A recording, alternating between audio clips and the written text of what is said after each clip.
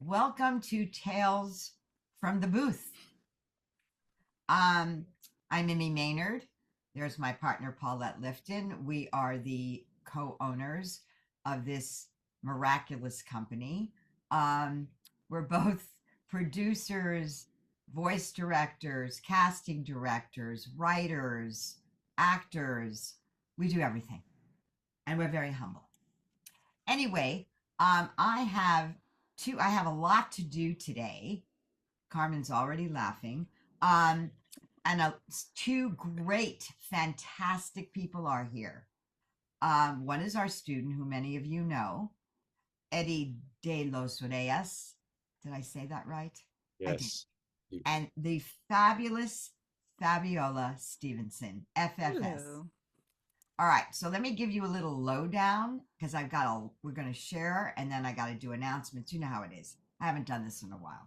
So, Eddy is Hello. an alumni of Voice Masters. He's been doing this for 5 minutes. That's what I always say. He's been in this business for 5 minutes.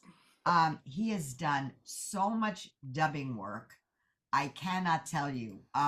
He also won the SOVAS Award for Deep Sea, a fantastic animated feature that everybody should watch. And Fabi, directed it and cast it. Okay? Paulette's already laughing at me. So, just to give you a little bit of a bird's eye view of what Eddy has done so far, he's done commercials. He has one that's going to run on the Super Bowl in Spanish. Fabiola, of course, coached him. And then some of your credits include, oh my God, you are Carlo Maruco in New Blade X. Is that correct? Beyblade. Uh, oh, Payblade. This is Yeah, too small for me to read. that's okay, Mimi. I'm on my phone here.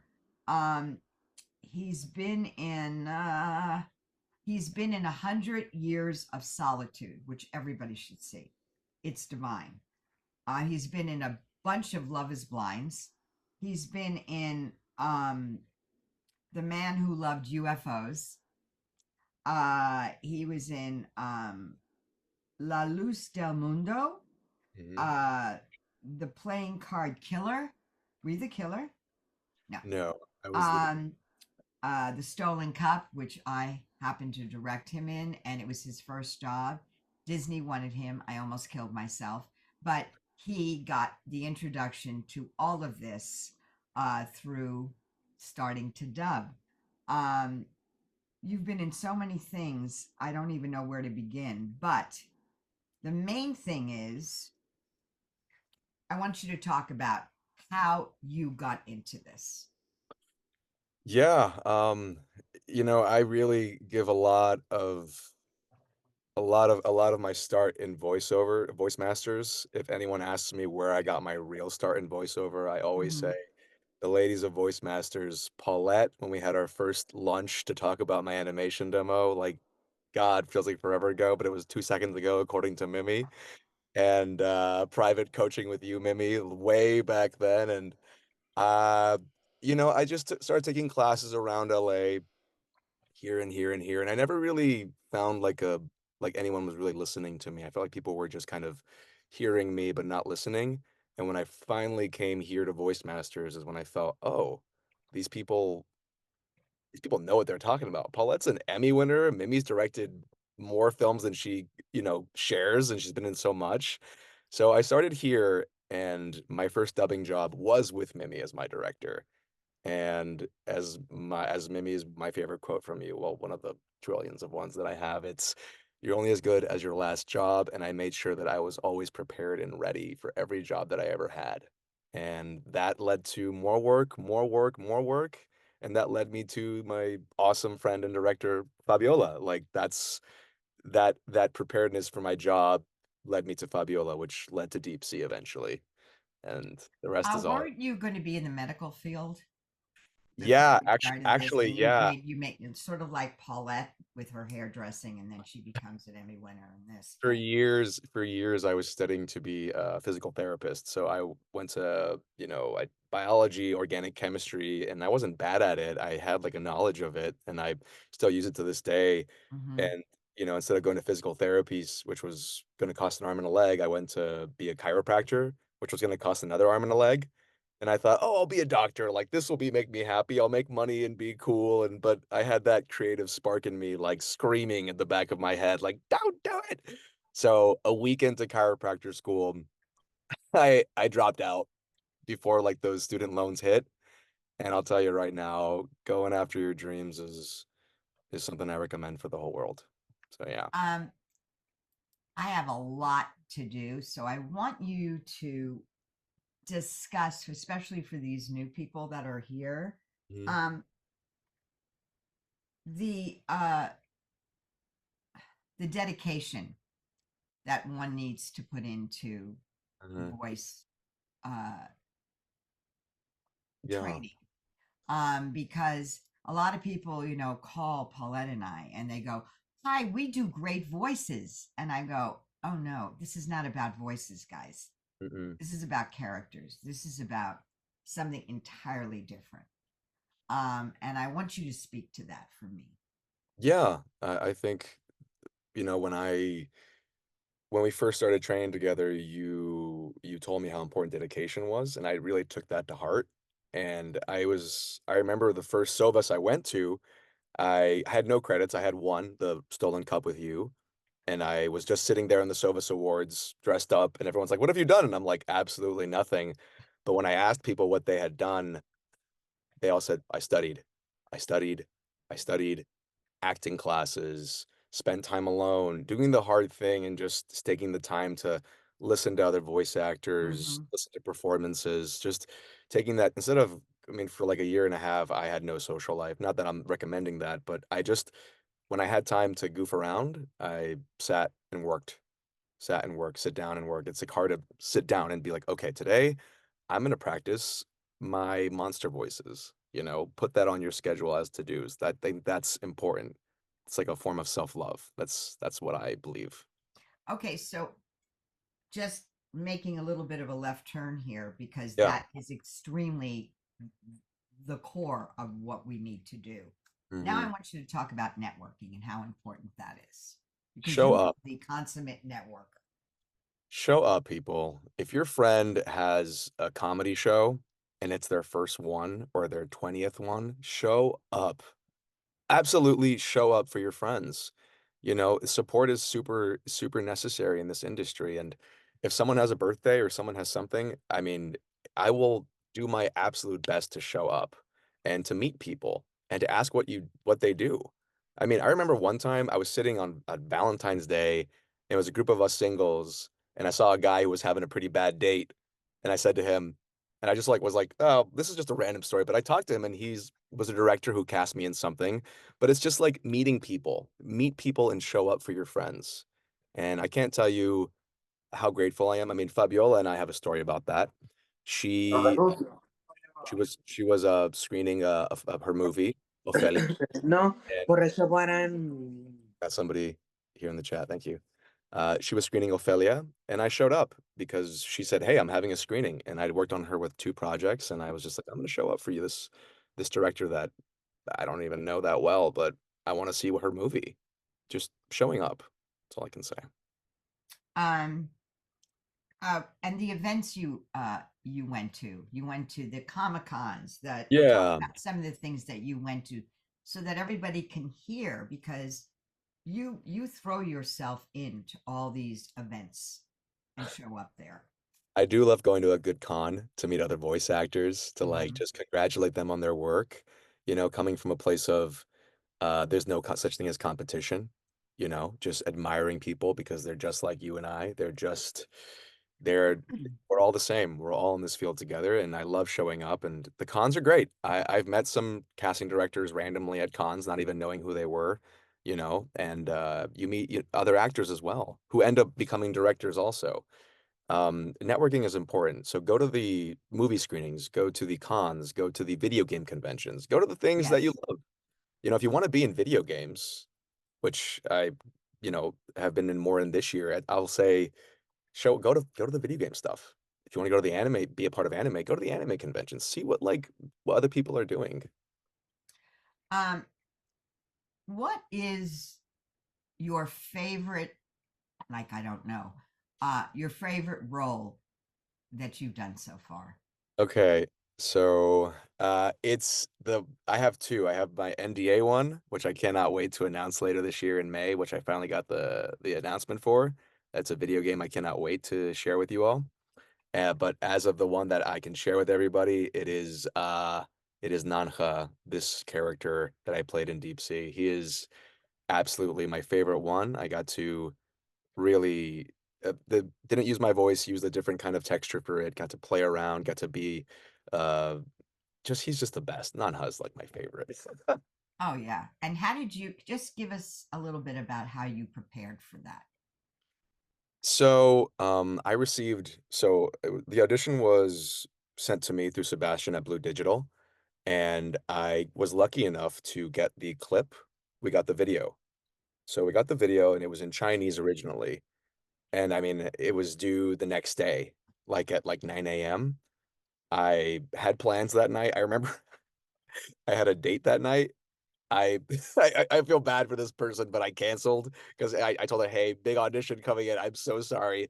I spent like a few hours just watching that clip over and over again and trying to find the right voice and playing my audition takes with the clip and seeing which version really worked. And I realized, okay, he's a clown.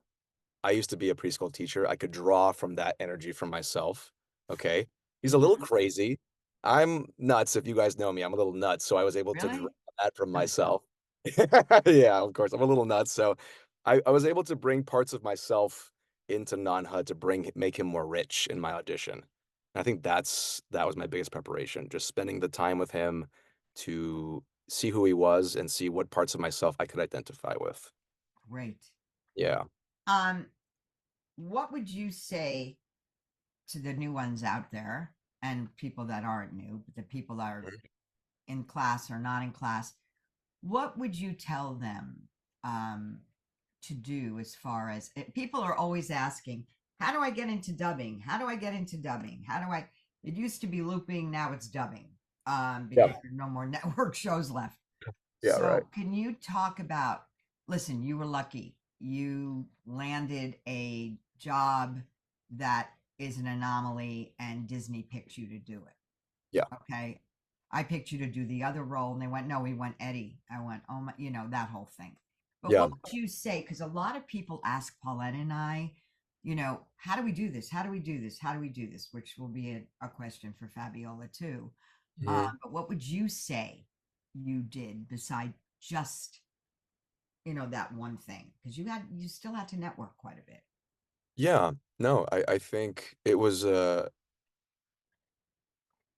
everyone's journey is obviously going to be very different. Mm-hmm. My journey is my own. I wouldn't say do what I did, but I would say meet the people who I met. Knowing Mimi is great. Paulette, you even put me on Yellowstone in Spanish for a dub. Like you both gave me a shot and an opportunity Mm-hmm. work in both Mm-hmm. fields. So I'm always Yeah. grateful. And my cousins in Ecuador, they're always like, "Oh my God, estás in Yellowstone," and I'm always like, "Oh yeah, Paulette put me in that," and Mimi, you put me in the Stolen Cup. So I highly recommend your dubbing class to start off. Yes. Just dubbing the dub. I think you guys have one in February, right? Yeah, I'll announce it. Yeah, we're sold out, but we're gonna do another one because I was Yeah. bring So about of course, I recommend the dubbing class, but the dubbing community is, it's small and we all know each other. It's just knowing someone who is your genuine friend and getting in there is how I'd recommend people getting in. And I think it's just a matter of taking classes and meeting people and seeing, just asking, hey, do you do a lot of dubbing? Ask your voice actor friends if they do dubbing. Just, I mean, put it out there. I want to get into dubbing. I want to get into dubbing. Put it out there into the world. I mean, I've been doing this fun. for 5 minutes, like you said, Mimi. But I think every one of those seconds in those 5 minutes, I've been like, I do a lot of dubbing. I do a lot of dubbing. Tell people you either, you want to get more into it and you don't know how, or you have like a strong desire to. Dubbing is awesome. I love doing it. I'm It's a doing a job. craft. Yeah, and it takes time. And there's also things I could say about how my first dubs went versus my dubs now, but that's for a different question. But just meet people. Just meet people, guys. And Yeah, I'm always here. I'm always here to talk if anyone ever needs me to. Always here to have a cup of coffee and just chat because I love that's coffee. fantastic. Yeah, Thank you so much, my dear. love you. And Eddie's also my assistant when I direct, and he's learned so much from the best, of course.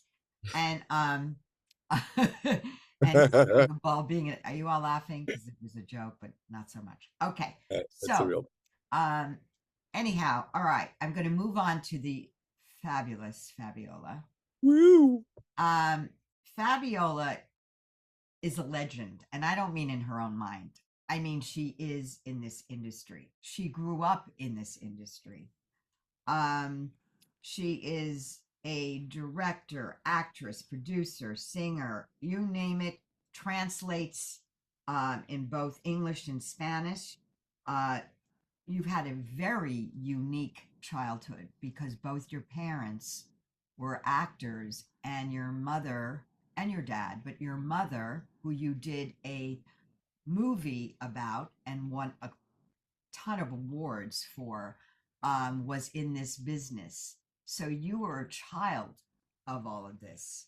Um, your directing credits, I'm just gonna, she can talk about it, but of course was Deep Sea. She also cast Deep Sea. You were in, you directed My Boyfriend's Meds. I won't go into that because that's very precarious.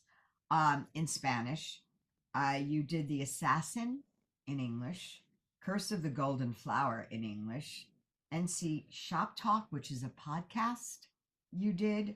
I know you did a ton of voices because that's your specialty.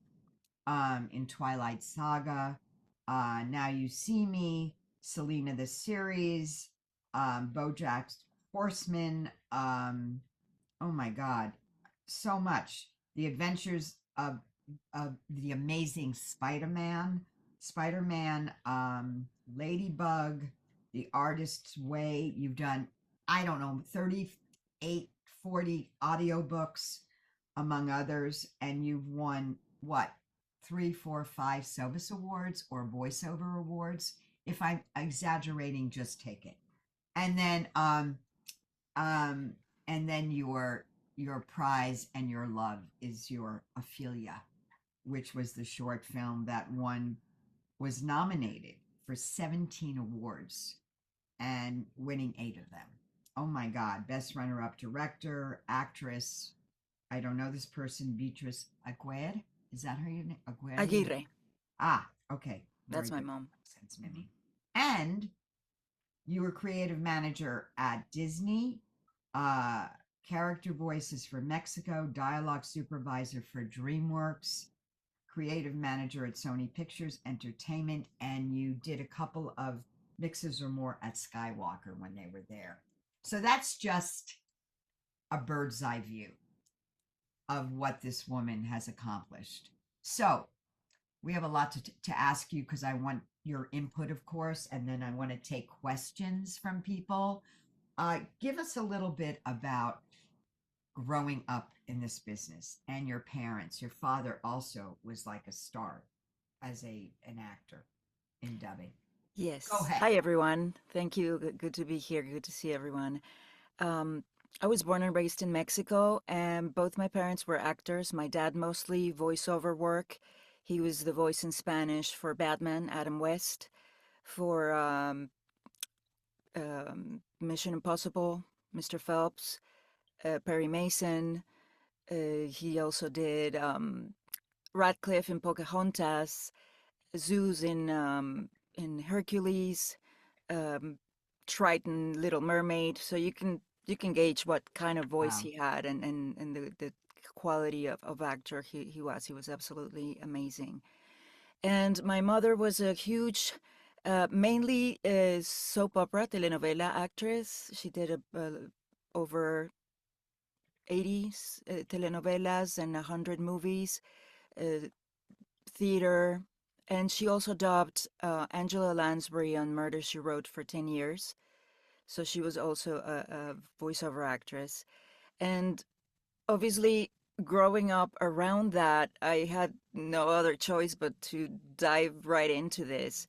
My childhood was not going home after school to play with my friends and do homework, but to go to a dubbing studio, to go to a stage, to go to the theater. So that's how my childhood was, and that's why I started when I was 10 dubbing Charlie Brown and Mickey Mouse Club in Mexico. So those were my first two projects at the age of 10. And I've kind of gone on to do this since then. I just didn't know any different, and I didn't want to know any different because this was my passion. Talk about some of the God, I don't know where to begin. The dubbing directing jobs you did and what and your casting process and all of that. Well, mainly for Disney, let's say when I was a Disney character voices, uh, all the voice selections were done here in Los Angeles. I was then in Mexico, and always trying to voice match and do star talent, especially because most of the films I was supervising were. I just froze, but I will unfreeze shortly. You can still hear me. Yeah, we can still hear you. All of the films I was supervising were theatricals for theatrical release, so they always wanted star talent. And I would just sit behind the directors, the local directors in Mexico, and just it was pretty much directing from the back seat at that point. Uh, the same thing happened with DreamWorks. I was in charge of supervising 7 different versions of Prince of Egypt worldwide, and I don't speak 7 different languages. But since I grew up in this industry, since from childhood and singing, I have a musical ear. I know the cadence. I would go to the territories ahead of time and familiarize myself with the cadence for each language, because like I would, I did Slovak, um, Norwegian, Thai, and definitely don't speak those languages. But having the musical ear and the experience to see the cadence, to hear the cadence, and to see the lip sync, is it within rhythm? Do they have labials? That sort of thing. It was a huge training to have for the actual directing, not as opposed to supervising. Did you do mainly Spanish or did you do Spanish English? Spanish and English. Yeah. Hmm.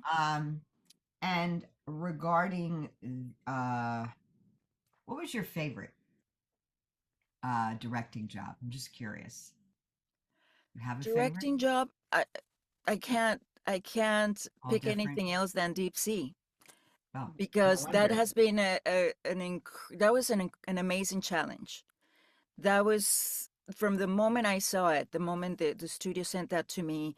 It's visually Oh, stunning, first of all, but at the same time, all that beautiful stuff happening on screen, there's too much of it. It's incredibly busy. There's not one frame on that movie that there's nothing happening. yeah. And so that presents a huge challenge, because you need to watch that movie over and over and over and over and over, which is thankfully what Eddie did to prepare for it, because we were only given a very basic script based on subtitles. Oh. and they were so many reactions everywhere Mm-hmm. that I would say at least 50% or if not more of those reactions were not on the script. And if it's not for people like Eddy who were ready and prepared and they were like, oh wait, I remember there was a reaction here. And it's like, oh, thank God you watched this so many times. We can grab it. Or speaking of grabbing, there's a thing called grab bag, which we do with films like this that we're not sure how many reactions, or what kind of reactions there are. So we do a grab bag, which is we have the actor do all kinds of different reactions, just wild, with no picture, Right. just go, ah, mm, ah. Mm-hmm. And then whatever we need, if we missed something in the end, Mm-hmm. we have our little grab bag and we can Right. resort to that to pick stuff up, which is pretty good too. And adaptation is a huge thing for dubbing. I think that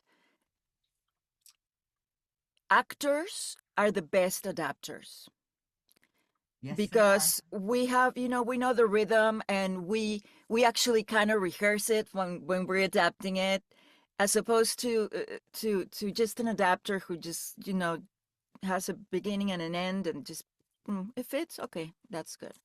But no, we're looking for labials, we're looking for rhythm. uh, it's a big deal, it's a huge part of the process. And that having that for this particular project was a bit of a challenge, since we were using an adaptation coming from subtitles, Mm-hmm. and that's never good.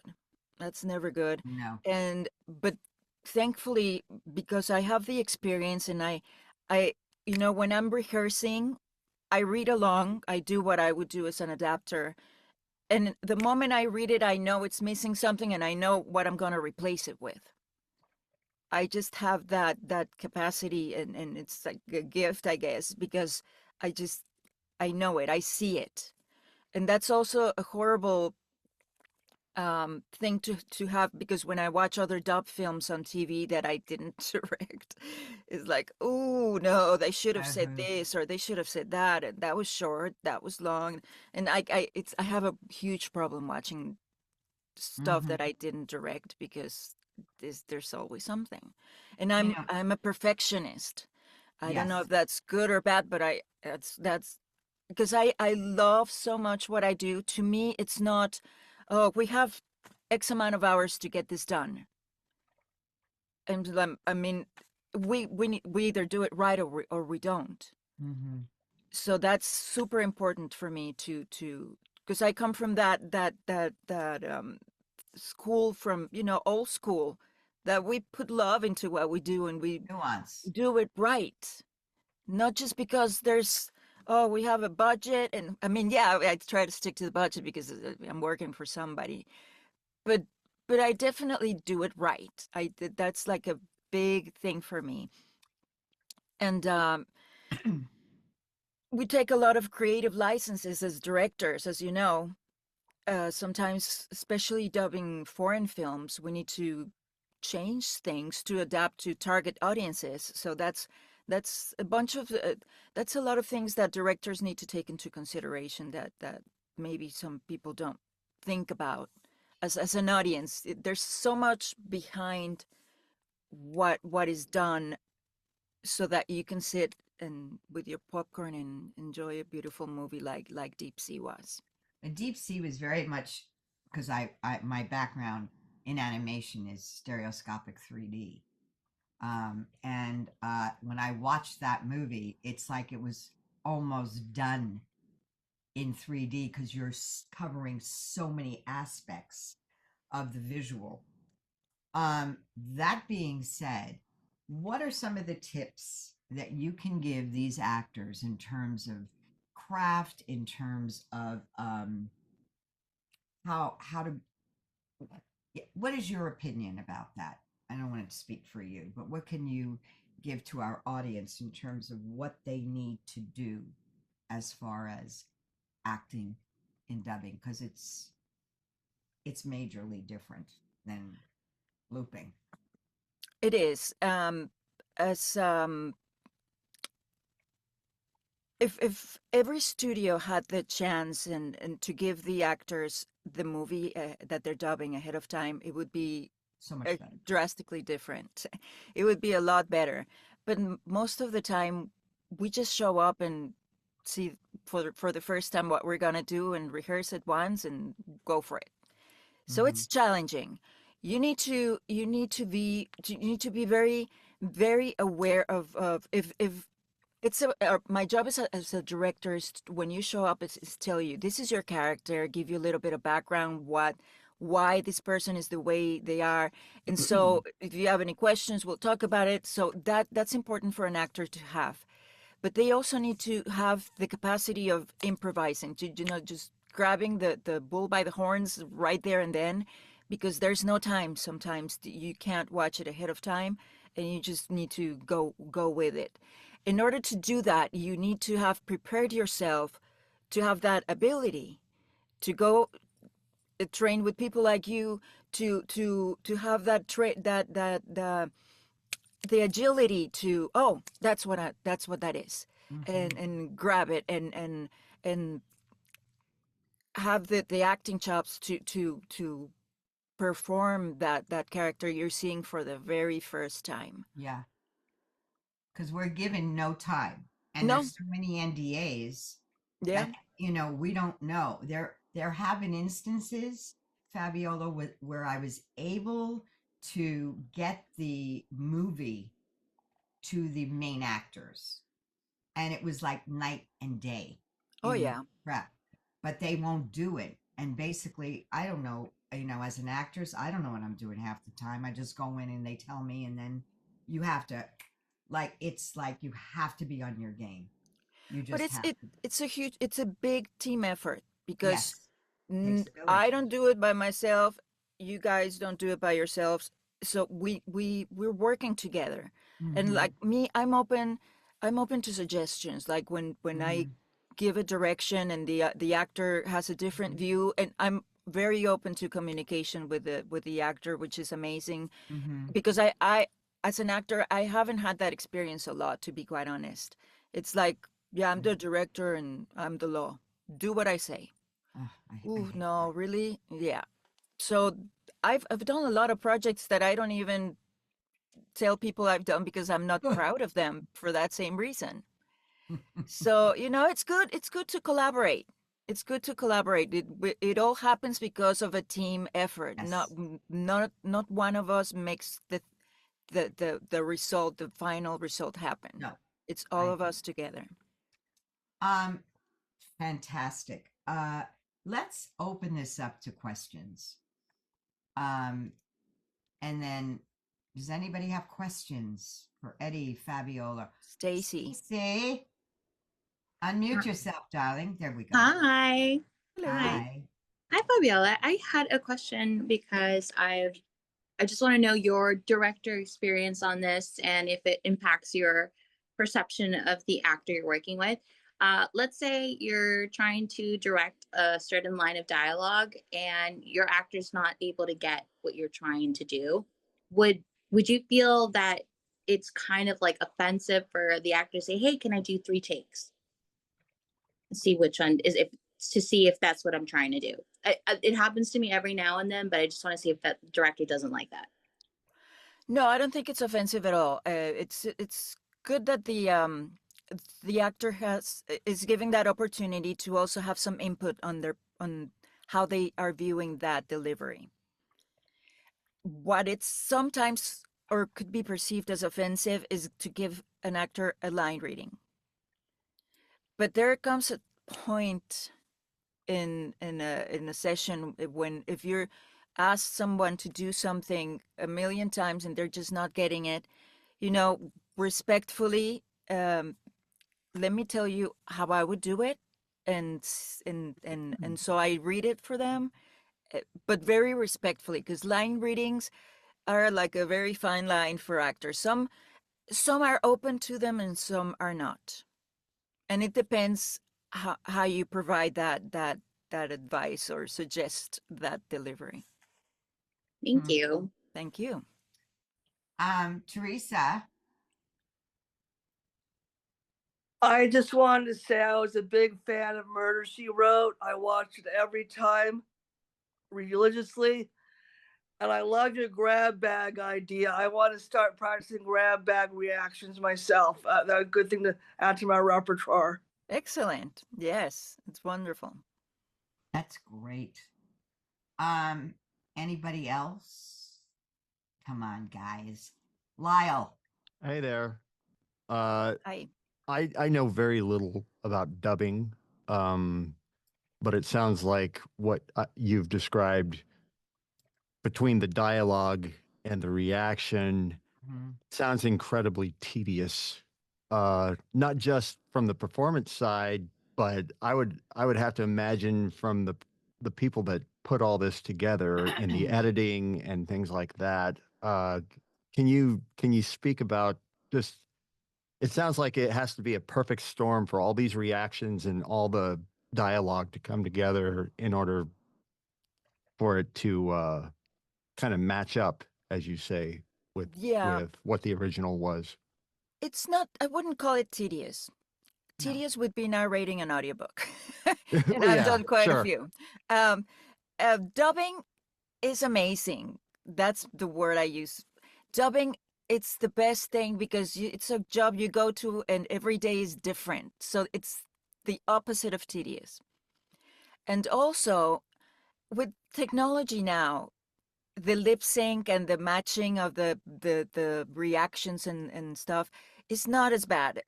In my time, in the rock of in the ancient times, when I started dubbing, that's why it's called loop.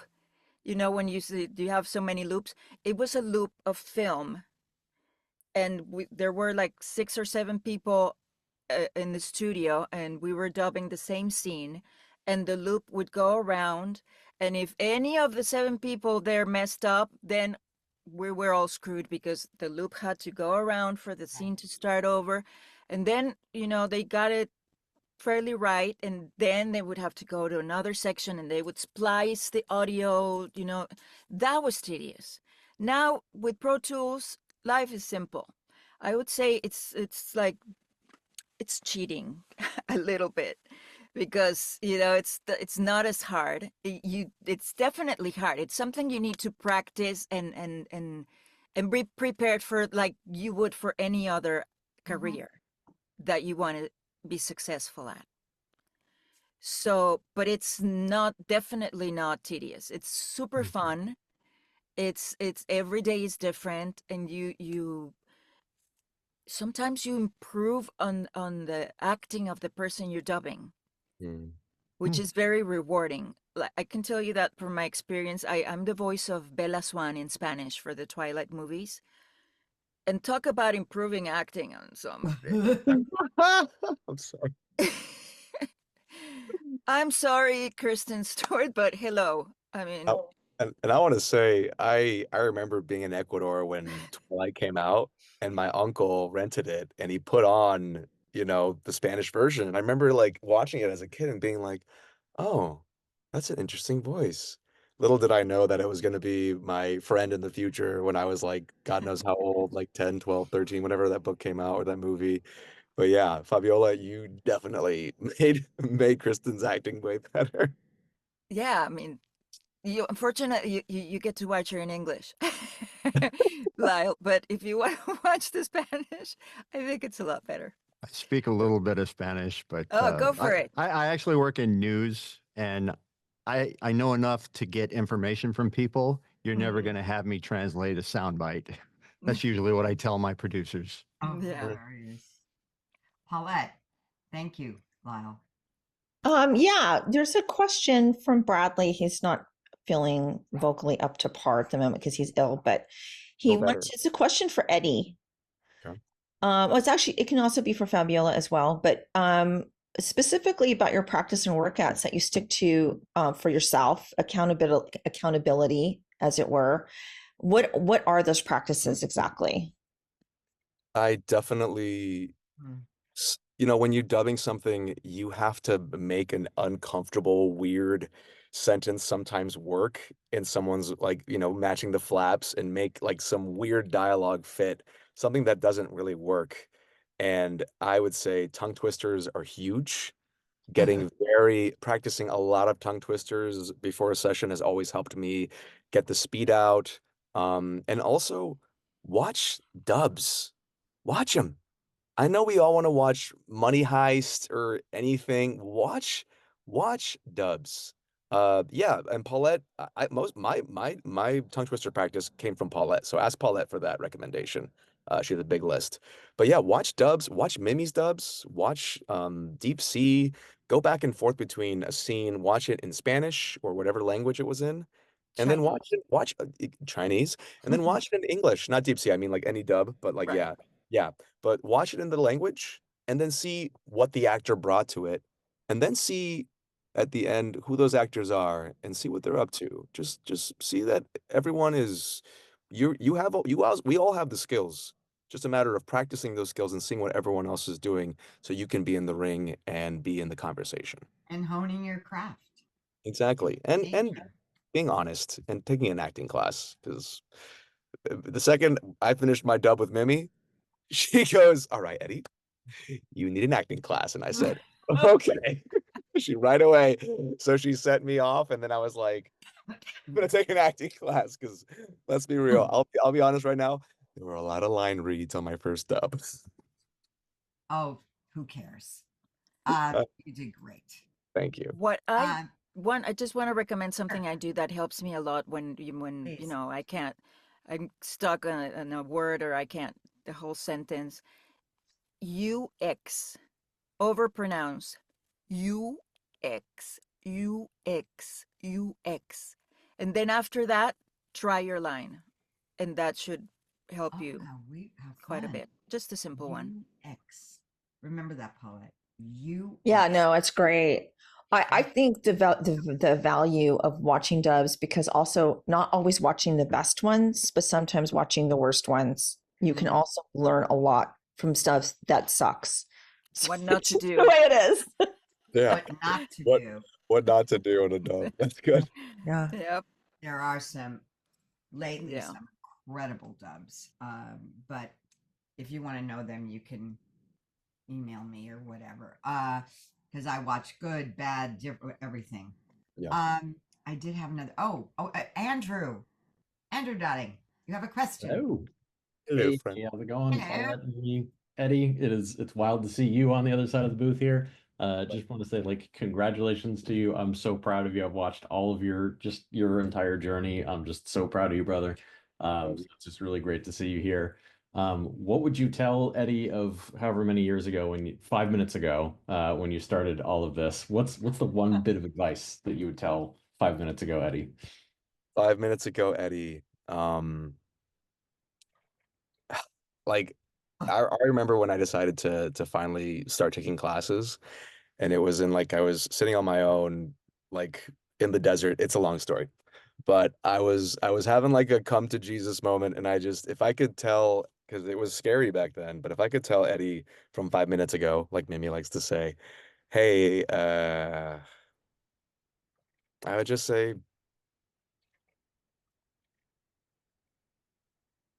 it's all gonna happen when it's gonna happen. It's all gonna happen when it's meant to happen. And that can be 10 minutes from now, that can be tomorrow, it can be a year. But I think about that actor who played Short Round in Indiana Jones also. You know, he won his Oscar. I forget his name. I'm so sorry to anyone who's a big fan. But he won his Oscar years later. Just imagine yourself like, hey, maybe whatever's coming for me is going to come when it comes. So I would just tell myself, like, hey, it's going to happen when it's going to happen. That's what I tell myself. Yeah. Good advice, Eddie. Thanks, man. Oh, Yeah. you were. We didn't know. I was trying to read your reaction, but it's your name, so I can't see your face. Sorry. Anyway, all right. Anyway, yeah, Well, thank you. you're welcome. Okay, is there any burning question? Because I'm going to let these two go so I can do these announcements. Carmen, darling. Do you have a Spanish immersion school or something that you recommend? Not really. I don't have one. Okay. What I don't know. I mean, the way the way I learned English, I owe it all to Rick Springfield. That's what I say. You know, I listened to a Yeah. lot of music in English and researched Mhm. the words and looked for the meanings and the pronunciation. And so, if very good way to get started would be to listen to music in Spanish. If you like music, Mhm. everybody likes music. Mhm. May I make Listen to music another in Spanish. recommendation? Find a song that you love and look up the words so you can know what you're actually saying. That would be a very good way to start. It's kind of embarrassing, but I'm like, estoy aprendiendo, pero no hablo fluente ahora. And I've studied for years in school, and it's just, and I feel very comfortable for short commercial auditions and short things. Like, I feel like my accent sounds good. It's just getting over that last little bit of a hump where I feel like, okay, I feel very confident saying, yes, I'm fluent in Spanish. Well, Yeah, I think you need to practice to speak it more with people. If you have some people you know who want to speak Spanish with you, do it. Like I'm doing that with Eddie now. mhm. I told him this year it's like 2025 Yeah. is the I, year where we speak Spanish. yo So también estoy. and I told him, and respectfully, I'm gonna correct you every time you screw up. It's been fun. Trust me, she will. Um, I uh, have yeah, I have a tip also just for me that I'm doing right now, Carmen. If you want to like, there's this great app. It's called Radio Garden. You can go to any radio station in the world and listen to people speaking. I go to see what my cousins in Ecuador are listening to all the time. I'm like, what's happening on like their stations over there? And I hear them talking to people, and I go to Colombia sometimes, and then I'm in Mexico because that's like a very neutral Spanish sometimes, to like check that out. So that's been helping me. Radio Garden is the app. I believe yeah, I'm 99% sure that's what it's called. And reading in Spanish, that's what I'm doing right now for my training. And Fabiola literally just helped me book a commercial with training, so she's the best. okay, thank you for that. Carlos, you're my last question, and I'm letting these people go because I gotta do this. Okay. Where are you, darling? Carlos?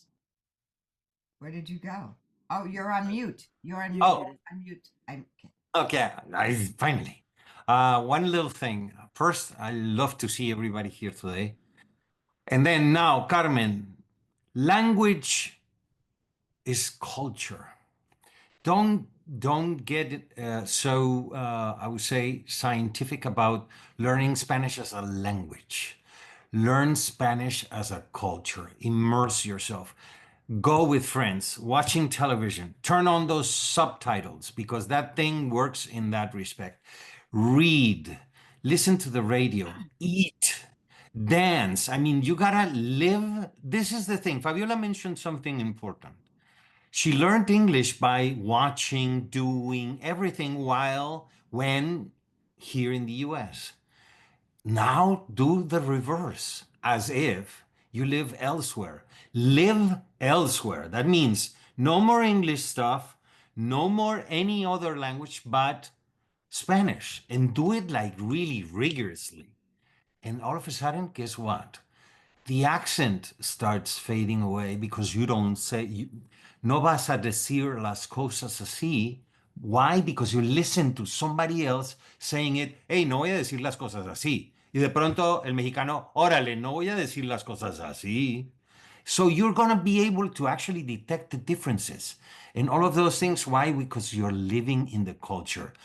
Is language is always taught in high school here in the US as a thing that is foreign to you and you're given little doses of the language. No, get involved. It's like go to a club, salsa dancing, eat everything that is Latin and all of those things. And have a wonderful weekend. Sarah, is this a quick question?